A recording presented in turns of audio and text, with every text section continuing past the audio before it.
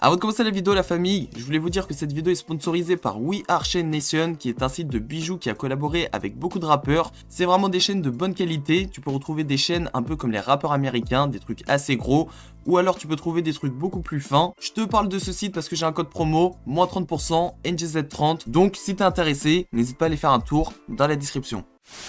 Wesh, le gang, c'est NGZ, j'espère que vous allez bien, moi personnellement ça va super. Déjà, avant de commencer la vidéo, le hashtag d'aujourd'hui, ça va être hashtag... Je sais même pas frérot, tu mets l'hashtag que tu veux. Spammer des hashtags en tout cas, tu mets gang dans les coms, tu mets ce que tu veux. La famille, on est parti pour un épisode. Troisième vidéo de plus de 10 minutes de la semaine. Vous habituez pas à ça parce que c'est compliqué. J'écris à mort, je prépare des textes, je prépare mes trucs, etc. Mais en tout cas, c'est... Les deux dernières vidéos précédentes, vous les avez explosées. Vous avez spammé dans les coms, dans les likes, etc. Donc voilà, c'est une petite surprise. La vidéo a duré presque 20 minutes. Je sais qu'il y a beaucoup de personnes qui voulaient que je parle de ce rappeur. Bref, on va pas parler pendant longtemps. Je te souhaite un très bon visionnage.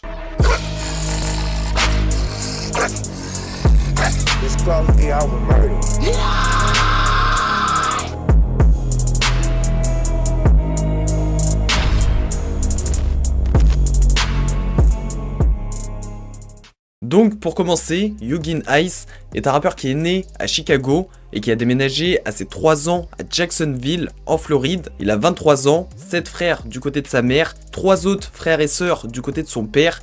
Et en parlant de son père, il a été condamné à 15 ans de prison. Je pense que tu t'en doutes, c'est compliqué pour la mère avec presque 10 enfants. Donc ce qui va se passer, c'est que la famille va être expulsée plusieurs fois et dormira souvent dans des hôtels. À cause de toutes les galères qu'ils ont eues pendant plusieurs nuits, la famille, ils ne mangeaient ou ne dormaient pas. Et ses petits frères, ils arrivaient à comprendre, mais pas trop. C'était assez bizarre, enfin, ils avaient un peu du mal. Ce qu'on va faire, c'est que, avant de rentrer dans les détails du rappeur, en fait, tu dois comprendre, Jacksonville, c'est vraiment une ville où personne se fait confiance. Genre, c'est un truc de fou. Quand j'ai fait mes recherches, personne se fait confiance. Parce que la ville, elle est remplie de tueurs. Et pour éviter tout ça, ils se baladent toujours avec des armes. T'en as même qu'on te dit, quand ils vont à l'église et tout, ils ont toujours une arme sur eux. Le truc aussi, c'est que la plupart des gens de gang à Jacksonville, ils ont souvent participé à des bagarres ou des choses similaires. Donc en fait, c'est des gens qui ont plusieurs histoires dans la ville et t'as plusieurs potes à eux qui se sont fait tuer. Et avec toutes ces histoires, ils disent clairement que s'ils reçoivent un appel et il y a un pote à eux qui est mort, en fait, ça les choque pas parce que ça arrivait plein de fois. Je pense que ça te montre un peu comment les gens y pensent. Bref, pour revenir au rappeur, il avait aussi un oncle qu'il considérait comme son père. Parce que c'est vraiment quelqu'un qui lui a appris beaucoup de choses, comme conduire, etc. Et son oncle est mort quand le rappeur avait 14 ans, donc à partir de là, il va écrire ses premiers textes. Et le premier son qu'il a fait est au Melvin Park, et le nom du son est Stop Stalking Me, qui veut dire arrête de me traquer. Stop stalking me, see you blowing up my phone. Can you please stop calling me? Yeah, your pussy, it was good, but it wasn't good enough for me. Ever since I laid it down, you've been trying to cut me. Le premier clip qu'il a fait est Go to War qui est sorti en 2017 et dès le départ ses amis ils ont directement remarqué que en fait Yugin Ice c'est quelqu'un qui avait pas mal de talent et ils ont clairement dit qu'il pouvait percer. Et ce qu'il faut savoir avec ce clip c'est qu'il avait demandé l'autorisation à sa mère et elle avait refusé, sauf que quand sa mère est partie il a ramené tout son gang et a tourné Go to War.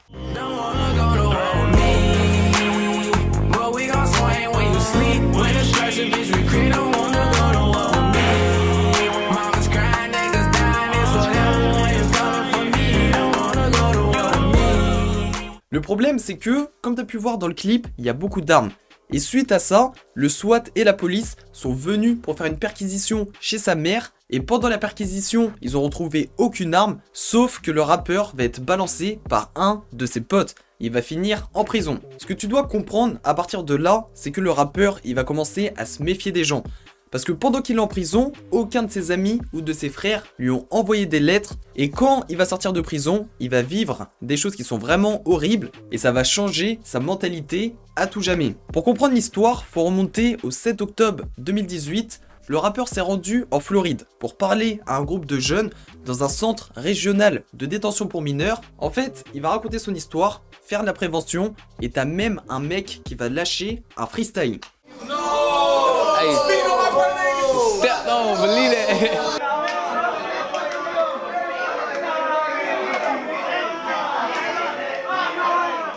Yeah, I came from the slum, yeah, that shit raised me on my slum, baby. Could have been in the field throwing TDs like I'm Tom Brady. They forever hand love your my love fading. Get with the winning team, I could make you a star, baby. Remember way back, they talk pity, now I'm spreading wings. Et le truc important, c'est qu'à ce moment-là, il a un bracelet électronique. Et le bracelet électronique fait partie d'une longue histoire. L'histoire est que le 5 juin 2018, aux alentours de 22h30, le rappeur se baladait tranquillement avec l'un de ses frères et 2 autres personnes à Jacksonville. Donc, pendant que la voiture était en route, il parlait par message avec sa copine et d'un coup, il va s'arrêter à un feu rouge et une autre voiture avec 3 personnes vont arriver et tirer à plusieurs reprises sur les personnes présentes dans la voiture. L'une des premières balles va atterrir dans sa main, il va lâcher son téléphone et ce qu'il va faire par la suite, c'est qu'il va essayer d'ouvrir la porte pour son petit frère. Quand la porte est ouverte, ils vont tous les deux s'allonger par terre, sauf que quand il est au sol, il va appeler son petit frère et n'aura aucune réponse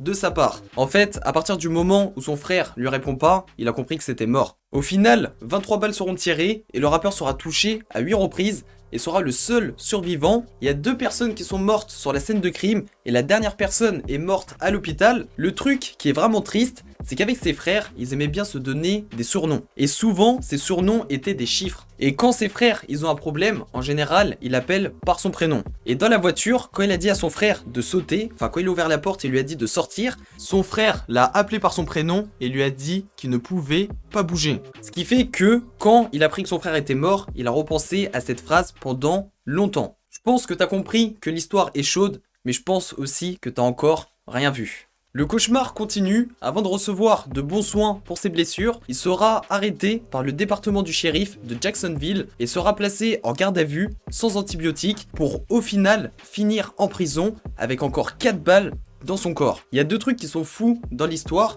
La première chose, c'est que l'hôpital a tout simplement refusé d'enlever les balles de son corps, tout ça pour une histoire d'assurance. La deuxième chose est qu'en prison, il y a un règlement et toutes les personnes doivent être propres. Donc, quand le rappeur arrive en prison, après tout ce qu'il a vécu, ce qu'ils vont faire, c'est qu'ils vont lui couper ses dreads et ils vont l'interdire d'aller à l'enterrement de son frère. Quelques mois plus tard, le rappeur sera libéré. Lors de sa libération, il va prendre 9 mois d'assignation à résidence, ce qui fait qu'il peut pas sortir de 22h à 6h du matin. Et pendant tout ça, il va sortir sa première mixtape. Je n'aime pas le système. Je les aime pas. Ice n'a rien fait de mal. Ils veulent juste le faire tomber, c'est tout. Ils essayent de lui infliger un temps de prison, mais il n'a rien fait de mal. Gardez en tête que je n'ai pas pu les voir, je n'ai toujours pas été sur la tombe de ces gars à ce jour, ils me laisseront pas partir. Ils me laisseront pas partir.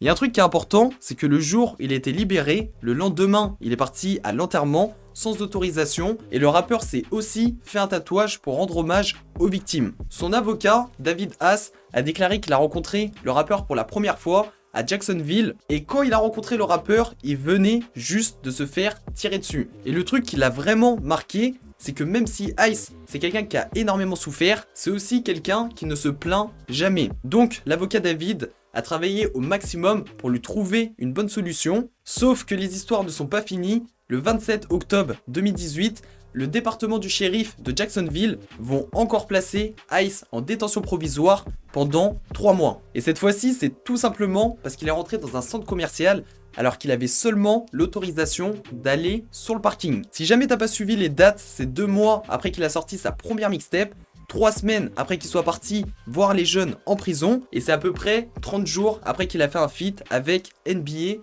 Youngboy. Le rappeur sera libéré le 5 janvier 2019, et 1 mois avant sa libération, il sortira la mixtape Life I'm Living. En parlant de sa mixtape et du feat avec NBA Youngboy, ce qu'on va faire, c'est que, pour pas que tu sois perdu au niveau de sa carrière musicale, je vais te faire un petit medley depuis le début de la vidéo jusqu'à sa 2e libération de prison. 5 jours après que l'année 2018 soit finie. Je pourrais pas te mettre tous les sons parce que certains ont des droits, mais tu vas quand même comprendre le truc.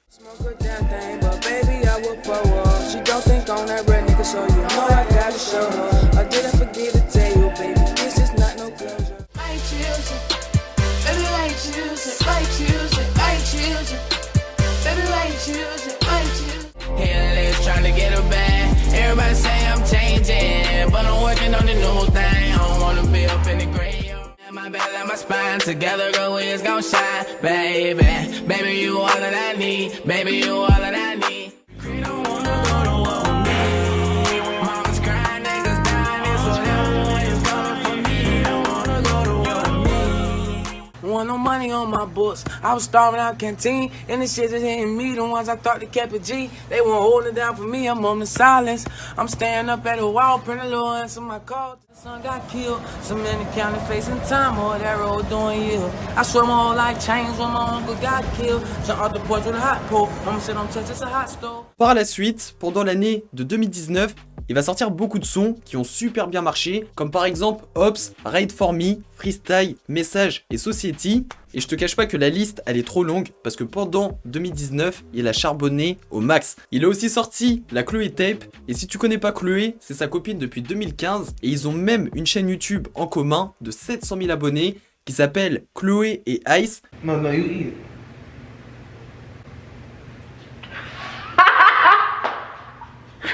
En 2019, il va aussi faire une tournée dans plusieurs villes avec un autre rappeur avec qui il a collaboré plusieurs fois. Et il va terminer cette année avec l'album Steep Harder. Rigolez même pas sur mon accent. Avec tout ce qu'il a pu sortir, sa carrière va monter au fur et à mesure.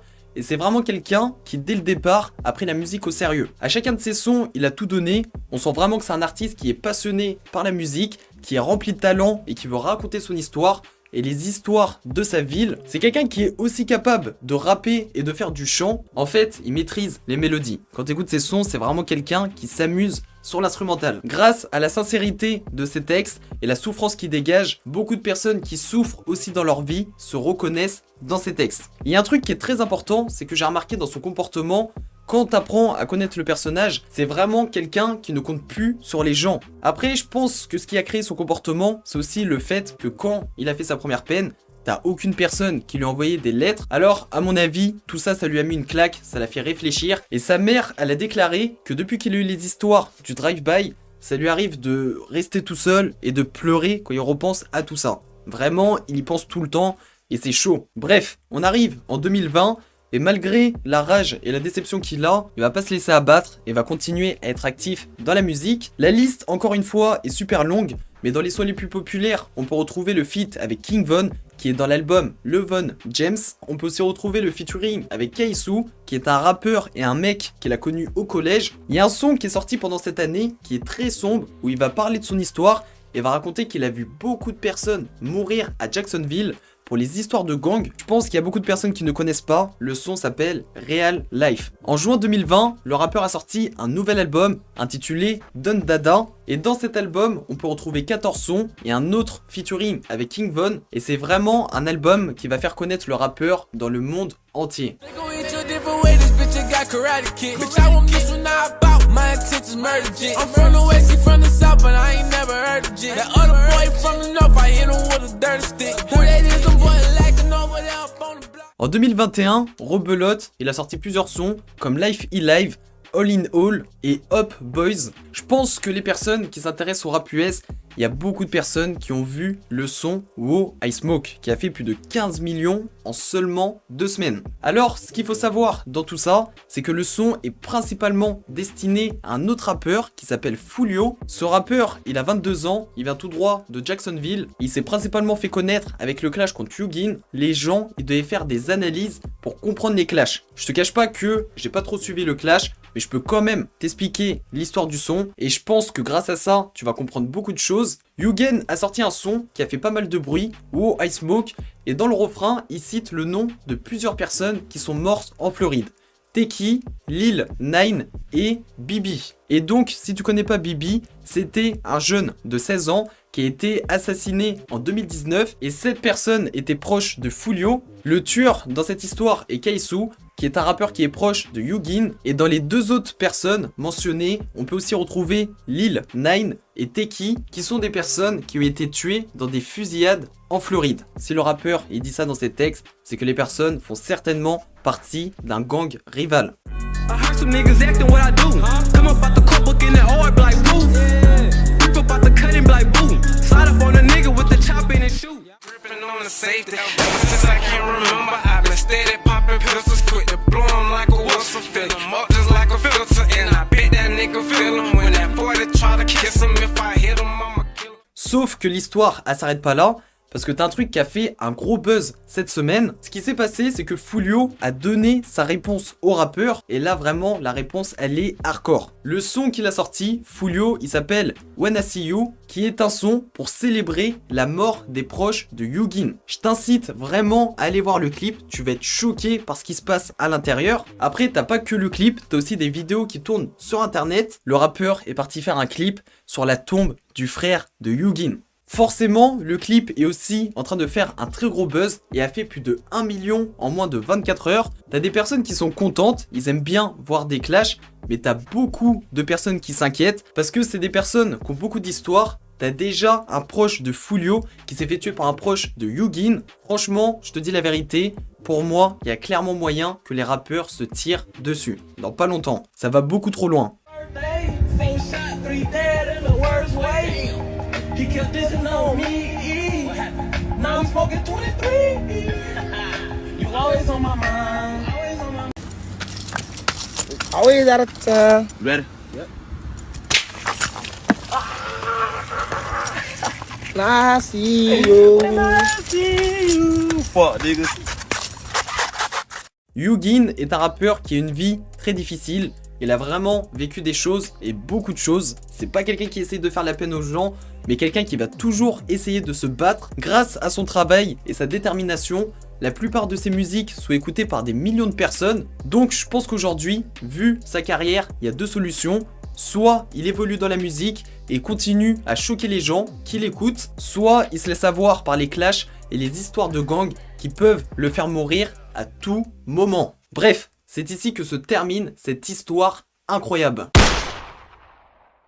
C'est la fin de la vidéo, j'espère qu'elle vous aura plu. Si c'est le cas, tu connais la chanson, likez, abonnez-vous, activez bien les notifications parce que c'est la 3e vidéo de la semaine. Donc je sais pas quand la prochaine elle va sortir. Comme d'hab, dans les coms, spammez, mettez des hashtags NGZ, hashtag gang et tu mets ce que tu veux frérot. Parle de la vidéo, du rappeur, tu fais ce que tu veux. C'était NGZ, on se retrouve bientôt. Gang.